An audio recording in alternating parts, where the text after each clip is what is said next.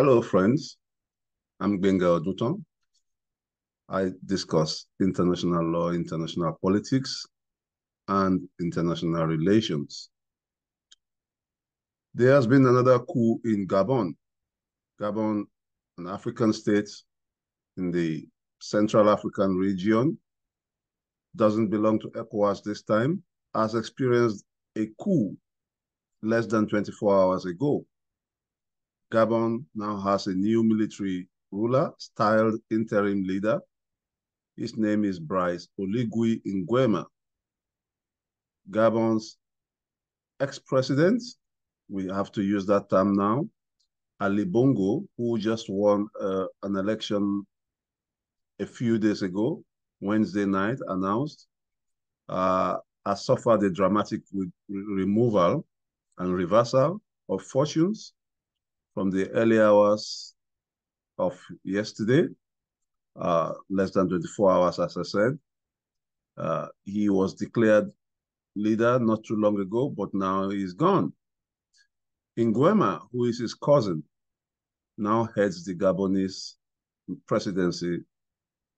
He was, up until that moment when he decided to do the unthinkable, the head of the Gabonese presidency Republican Guard, the country's most powerful security unit. This was precisely what I have been saying in my last trilogy of videos on this topic, specifically dealing with the very recent coup in Niger. I predicted, and I was certain about that prediction, that there were going to be many coups coming after the Niger coup. I will have to come up with a lot of African proverbs to cover this situation. Permit me that luxury. There is an African proverb that we have not left the divination bowl and the prophecies have started coming true. I said of Niger that if the problem in Niger is not resolved against the coup plotters there, there's going to be a contagion of coups. I predicted that there will be 5 coups in less than 10 years. One has happened in less than a month from my prediction. So here we go. Nguema is actually Ali Bongo's cousin, a cousin of the former president of Gabon.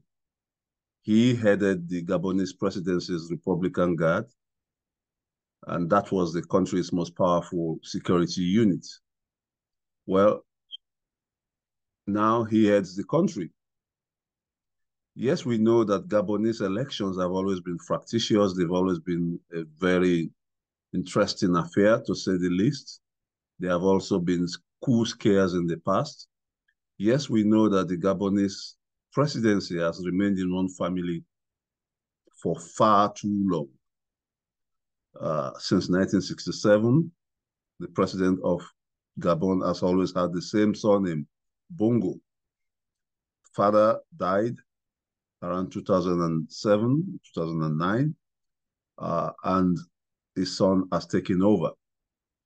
But for all we know, given the many colors that democracy has across the world, it's a democratic country, given the wide definition that that term can have. It's no longer a democratic country today. It is family in the military corner. It's family in the dictatorship corner. And the new leader, Brice Oligui Nguema, has placed his master, the man he was paid to look after, under house arrest. Again, France is in the picture. No doubt France has been central to the maintenance of the existence of the Bongo family. This is the French method across West Africa, across the French-speaking Africa, granting their puppets, their dictators, a long lease of life. And of course, the French state making benefits from all that. The thing to know, though, is that half-bred may be much better than none. A democracy that is flawed is in many ways much better than none. The Bongo family, at least in recent times, have had to face elections. They've had to appeal to the population. They've had to do what most democracies have to do, which is to offer a reasonably good service in order to be able to face an election. The Bongo family, the Ali Bongo won the election. It may be flawed. I agree entirely about that. But this coup is the 8th coup in Africa. The 8th coup in Africa. And it brings Africa to a dangerous tipping point in dictatorship as the order of the day. 8 out of 54 African states, depends on how you count.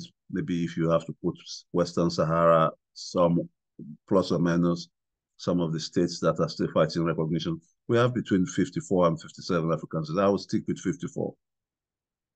We now have 14.815 of that 54 countries under military rule.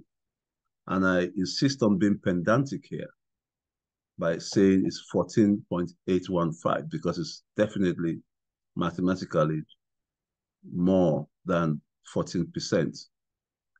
If you have a 10% chance of catching a disease, you would be really worried. By the time you have a 14% chance of catching that disease or suffering from an ailment, whatever it is, you are not in a good place.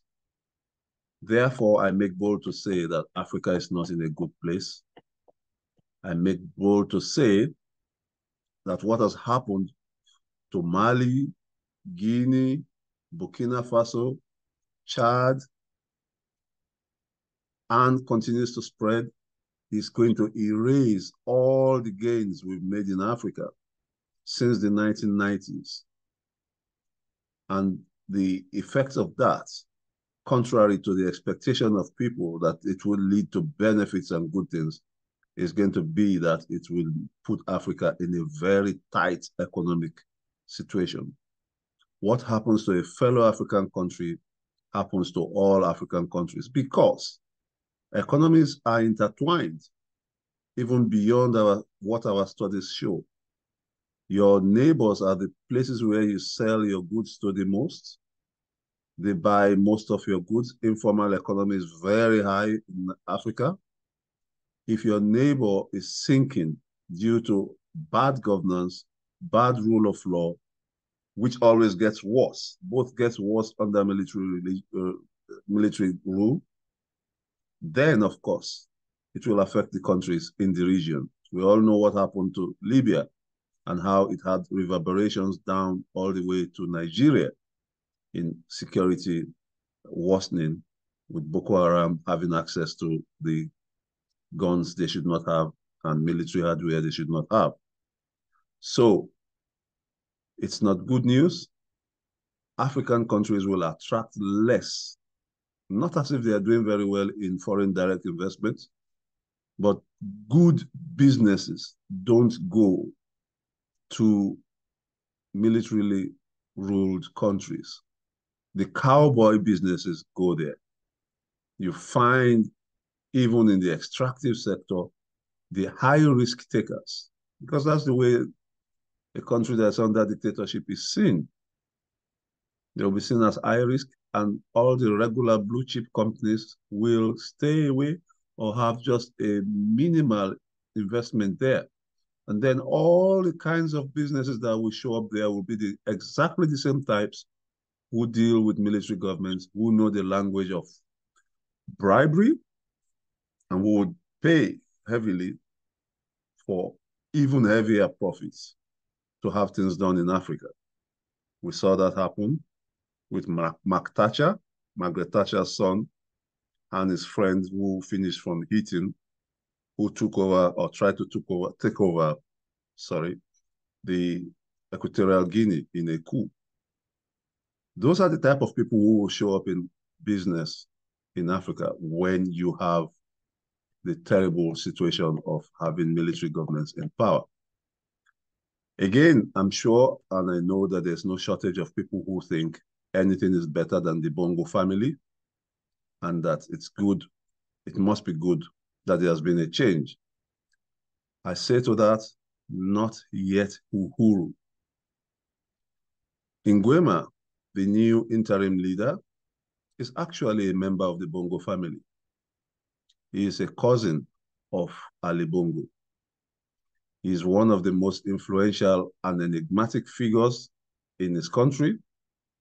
He was a son, or he is a son of a military ruler, military personnel himself, military officer. He trained in Morocco at the Royal Academy of Meknes. Nguema was an aide-de-camp in the services of the Bongo family dating back to 2009 when the father Bongo was still alive. So what I make bold to submit here is that it's not yet uhuru. What we are seeing in Gabon, what we have today, what we will have tomorrow, compared to what we had yesterday when a Bongo was in power, is the difference between 6 and half a dozen. As you well recognize, there's no difference between give me 6 things and give me half a dozen things. This military man has always been close to the power base of Gabon. He's literally a member of the family, blood ties. He is not a man of his words. And this is the thing I said about the previous coups. I remember specifically saying this, that a lot, I don't want to say every, maybe even every presidential guard team in Africa right now are winking at each other and wondering whether they can pull this out, whether they can do the same thing. And we've seen it happen in Gabon. These men are not men of their words. They can't do the one job they are given, which is to keep the president safe. Such people cannot be trusted with power. They are not men of their words. Nguema even composed a song to his principal along the lines that I would defend my president with honor and loyalty. This is the type of characters we are talking about. They would go as much as to compose a song and then do the exact opposite of what they said, what they are paid to do. Bryce Olugwe Nguema is not to be trusted. Bryce Olungo Nguema is actually, apart from not being a man of his words, is also a millionaire and a businessman. So one of the reasons why he's not even a good soldier is because he's always been involved in dodgy businesses. He is known as a millionaire in Gabon. From the little research I've done in the little time we've had, he is entrepreneurial rather than soldiering in character. Worse than that, he is corrupt to the core. And I say that on authority. According to a 2020 investigation by the Organized Crime and Corruption Reporting Project, the shortened abbreviation for them is known as the OCCRP. Very well known, they do fantastic work, very influential. They looked into the Bongo family's assets, and Nguema featured in it because it's part of the family. He is so featured in it that it was specifically alleged that he bought 3 properties in middle and working class neighborhoods in the Maryland suburbs of Silver Spring in the US between 2015 and 2018. 3 properties. Many of us will be lucky to ever have 3 cars at the same time in our life. This man has 3 properties in the US. It's not the only set of properties he has.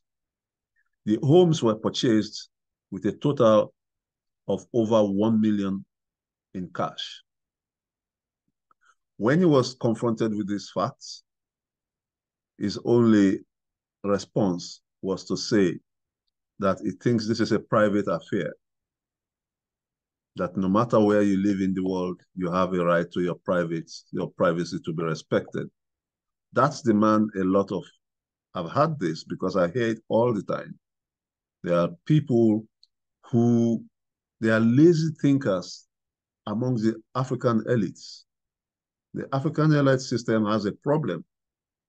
They should be thinking for the majority of Africans, but particularly a strand of African elites are just as lazy as the common man on the streets when they react to things like this in their thinking and in their ability to problematize situation and come up with reasonable diagnosis.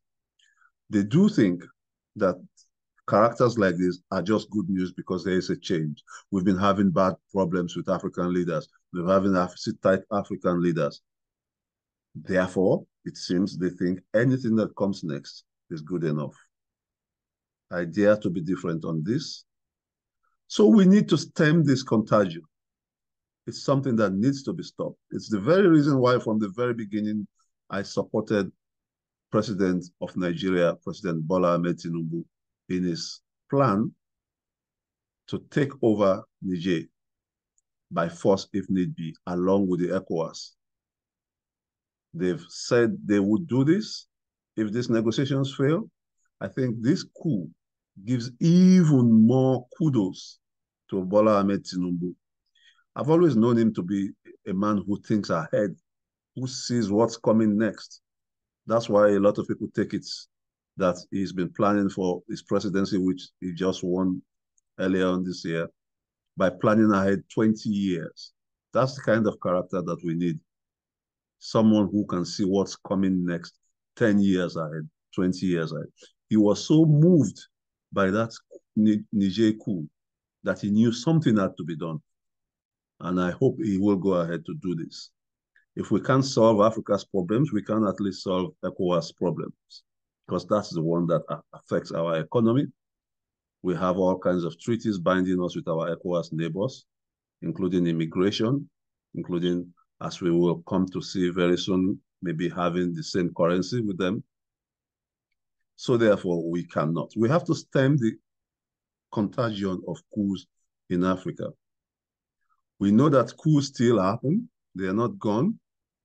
There was a brief period just between 20 years ago and 10 years ago when we thought we've reached the end of history.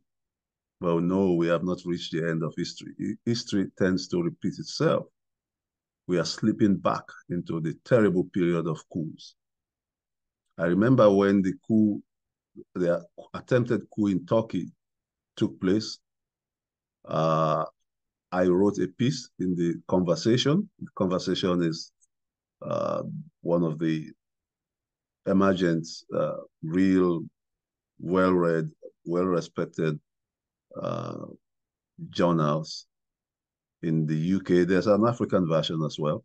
It's in the West here, and there's an African version of the Conversation. I wrote an article titled, I think, "Can you still pull a coup these days?" That's the exact title. Can you still pull a coup these days? And I noted there in that article that although the Turkish coup had failed, and that it was a good thing that it had failed, there's still the risk of contagion in coup plotting and coup making. When I wrote that in 2016, it looked a bit like it's not going to really happen. How could we slip back into coup making? Well, we have. Since then, there has been an attempted coup in the United States of America.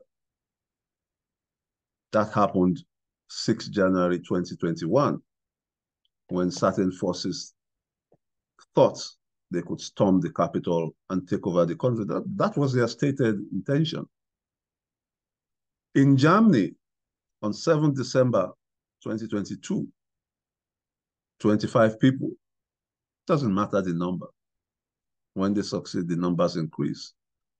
Try to take over the German government. Coups have been attempted in Burundi. They've succeeded in Zimbabwe. It's happened in 4 different countries within 3 years.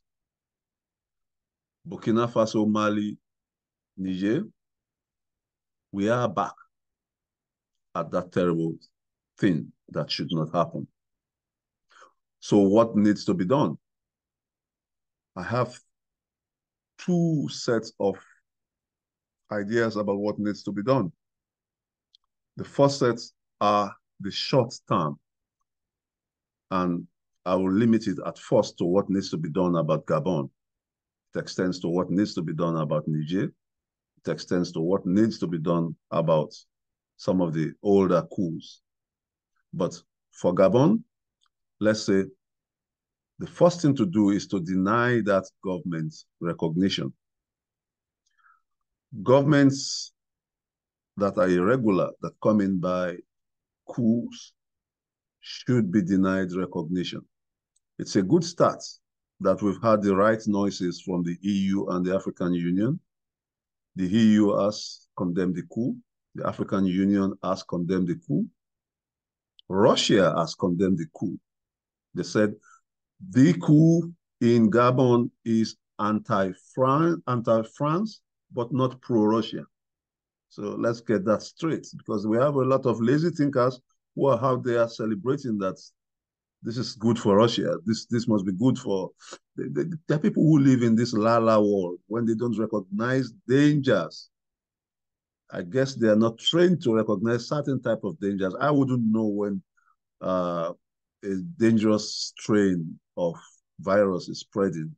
I won't know its name, and I won't know how it can replicate itself. I won't know the dangers, but I will follow the advice of those who know. Similarly, a lot of people are not aware of these dangers, governmental dangers, rule of law dangers, dangers to international law, dangers to international relations that is represented by coup plotting and coup making. So they have to be denied recognition. That's the first thing. We have to recognize that people who hold nations to hostage should not be respected. We should dare to call them treasoners. We should dare to treat them as perpetrators of treason. No one is allowed to run reckless and steal countries. If we found someone trying to steal a car, we would shout thief, we would call the police. If we find people trying or haven't recently stolen a country, we should also stop them from escaping with their crimes. I remember clearly that when there was a coup in Spain in 1981, I was a young person then. I followed it tangentially because I've always been interested in these matters. But I got to learn that that coup in Spain failed principally because the king of Spain, who the coup plotters thought they were protecting and trying to perpetuate his rulership, is named the king of Spain, is known as Juan Carlos. The king of Spain came out and said, "You are not doing this in my name." He announced that they have to immediately go back and resign on their steps. These soldiers who had entered the Spanish parliament, their leader even shot guns into the ceilings of the parliament, knew that they were not going to get the backing of King Juan Carlos. Their coup failed. This is the kind of standing for truth, seeing through the fog of nonsense that I expect of leaders, that I expect of thinkers, that I expect of anyone really who has been through higher education. The Supreme Commander on that occasion failed. So also did it fail in Turkey.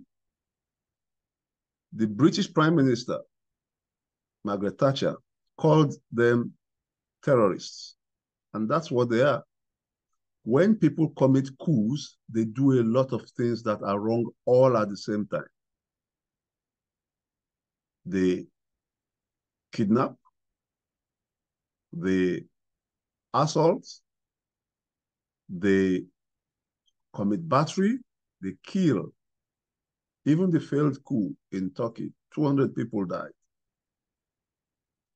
So these are grave crimes. These people are not champions of anyone. Other things that need to be done is that other independent governments need to take a stance against this present government. Apart from denying them recognition, they need to take a strong stance, and that strong stance needs to be orchestrated. For instance, all Gabon's government assets should be seized. Any loans applied for by them should be denied. They should not be allowed any loans. All sovereign credit of Gabon should be frozen.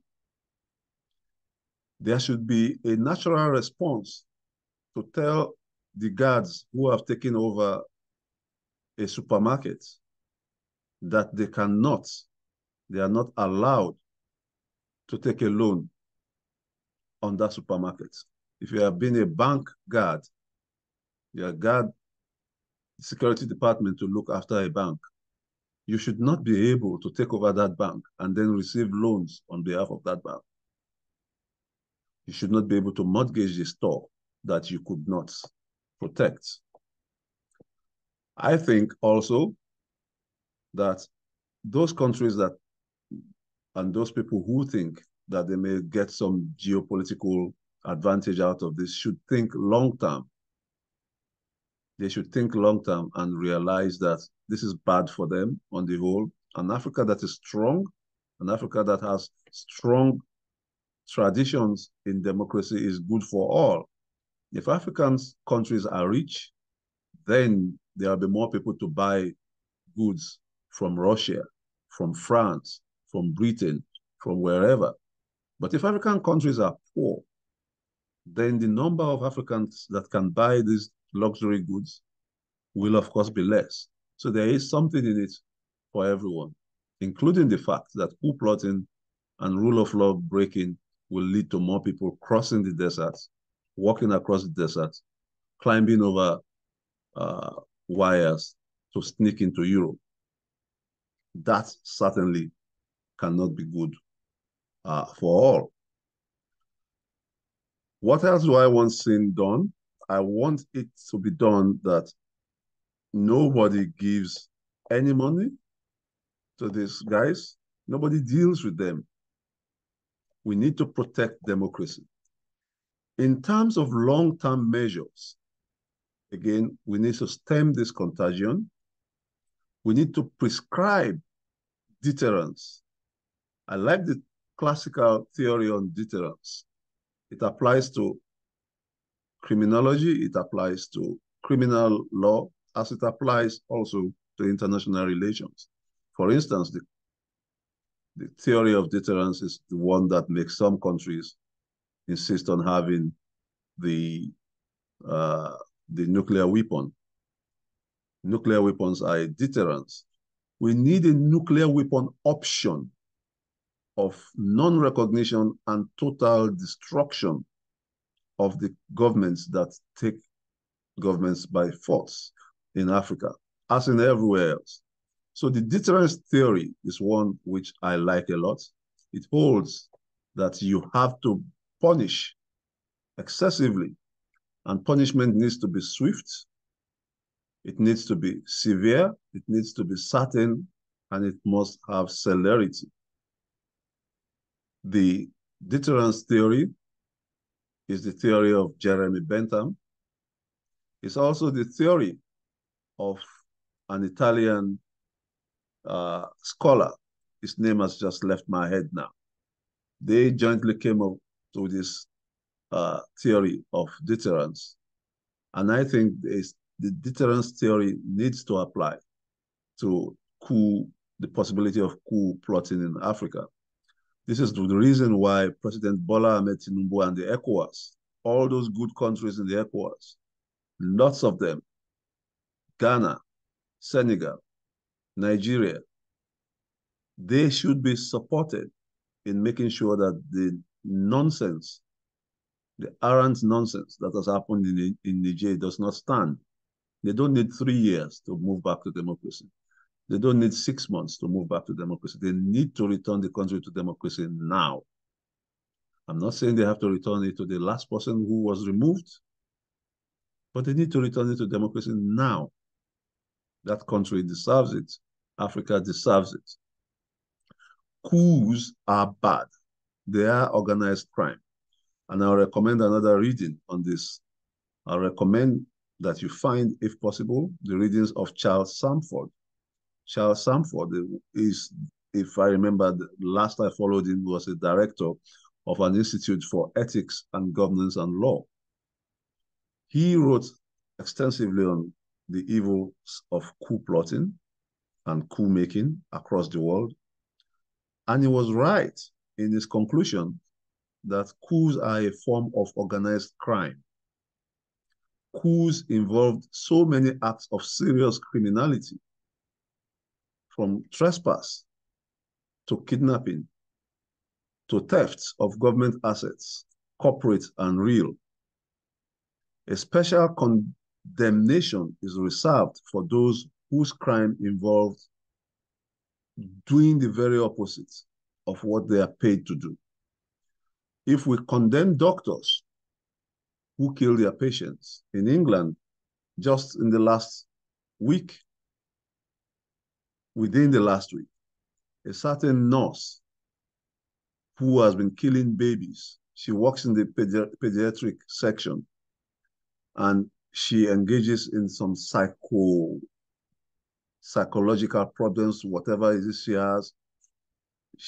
God knows what name one can call such a thing. It's so evil. I can't come up with names that will fit it here. She's been killing twins. She's been killing babies less than 6 months old while being paid to do the exact opposite. Well, she was discovered and she has been sentenced to life imprisonment. And life will mean life on this one, I promise you. If we can do that to that nurse, if we can make sure that those who abuse children as teachers in their schools, if we can hold lawyers who pervert justice to account, then we should hold soldiers who pervert their main role to account. We should do the same thing to coup leaders. It is the duty of the military to protect the state and its people from external threats. That is why we give them deadly weapons. That is why we recognize and give them command. They are not supermen by nature. It's an agreement of society, an agreement of their principle that they should be empowered to keep the society safe. It's not for them to turn it into an opportunity to acquire money and prestige. If they use that power against the state, then it is right that those of us who are right thinking make sure that they face the obloquy that they deserve to face.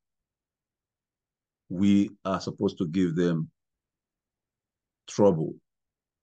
It's not supposed to be easy for them. Coups are organized crimes.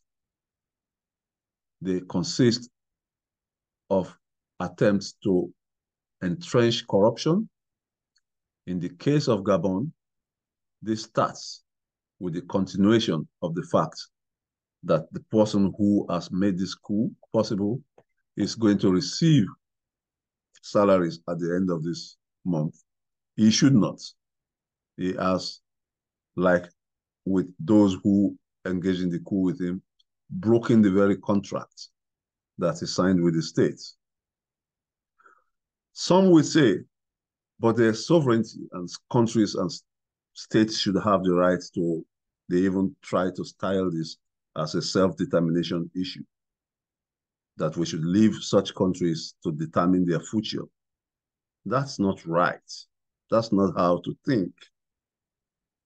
I said in my article, Can You Pull Off Coup d'etat These Days, in 2016, that in this era that we live in, states no longer enjoy unrestricted sovereignty over what happens in their territorial confines. It is generally acceptable for a democratic government to have elected officers and to have an expectation that those elected officers will not be removed until the next election.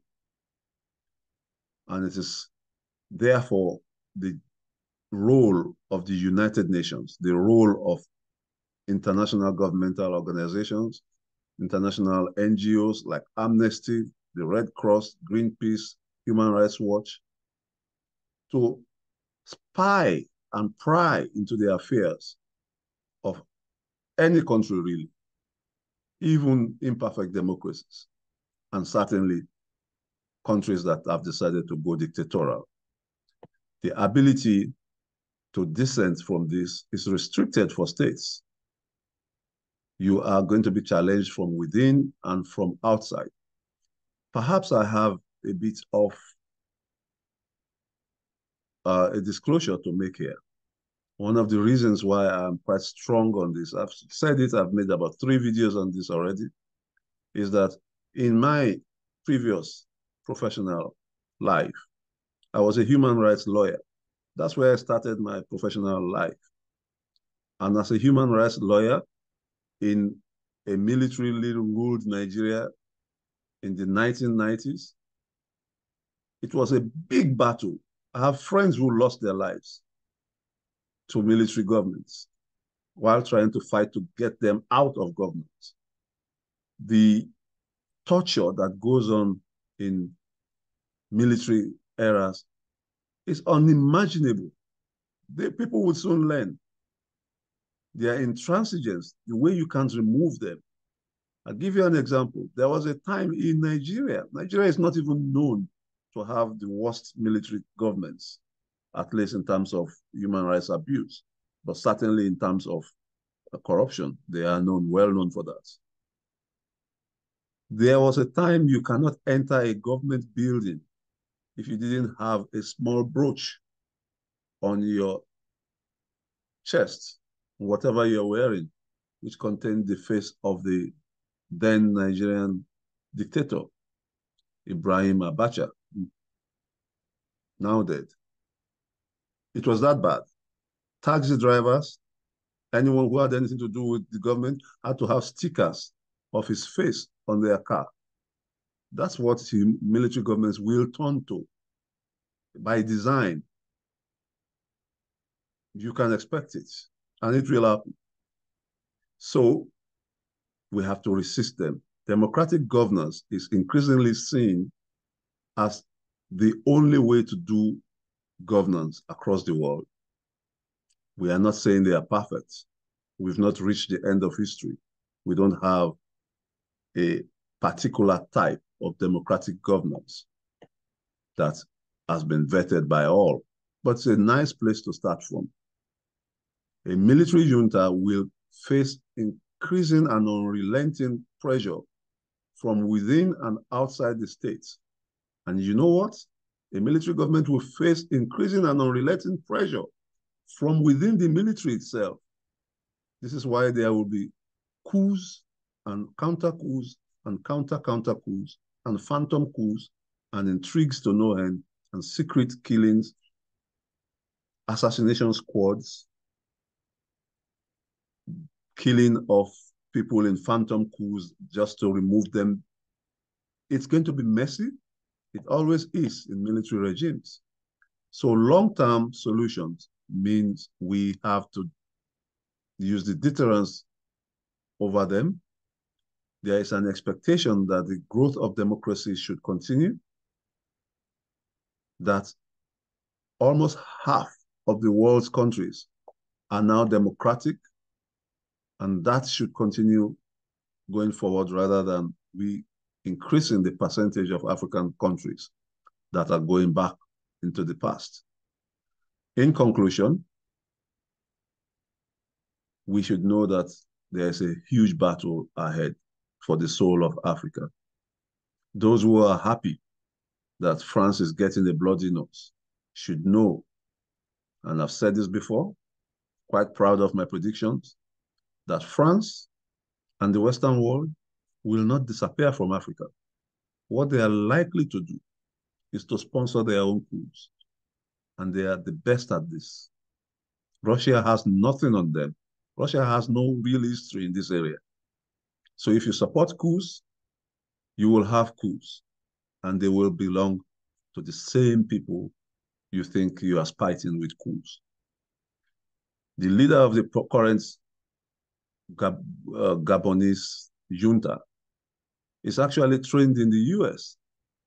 There's a lot of talk about the fact that the CIA has been breeding him and training him to take over from Ali Bongo in any case. So watch this space. We don't even know where he's going in his policies. There's a strand of expectation that this might even be the US saying France is not good at doing things again. We have to take control. Don't quote me on that. It's just a strand of thinking, as I said. But we are watching. The real danger, I think, is the intellectual laziness in the African elite class. And I'll keep repeating that. Those who should be thinking for Africa are not thinking for Africa. They are thinking like the common man on the street. They are thinking like WhatsApp group electronic tigers.